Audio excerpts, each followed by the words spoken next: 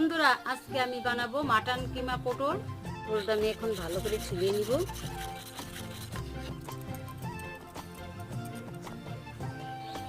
দুই পিস খাসির মাংস কেটে নিয়েছি, তার সঙ্গে আলু সিদ্ধ করে নিয়েছি। এখন আলু আর মাংসটা আমি ভালো করে কষিয়ে নিই। হলুদ গুঁড়ো, মরিচ গুঁড়ো, জিরে বাটা, রসুন বাটা, পেঁয়াজ বাটা, গরম মশলা বাটা, লবণ, সরষের তেল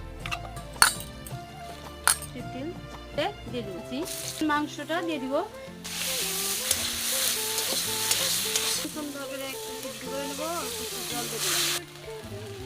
কিমাটা করে নিয়েছি, এখন আমি এই যে পটলের ভিতরে দেবো। তো বন্ধুরা, আমি লাল লাল করে ভেজে নিব, ঝাল ঝাল করে ভেজে নেব। তো আপনারাও এইভাবে ভেজে খাবেন, টেস্টি পাবেন। এখন খেয়ে দেখি কিরকম লাগে। দারুণ লাগছে বন্ধুরা, যেরকম দেখতে সেরকম টেস্টি। তো তোমরা কিন্তু বাড়িতে বানিয়ে খাবে।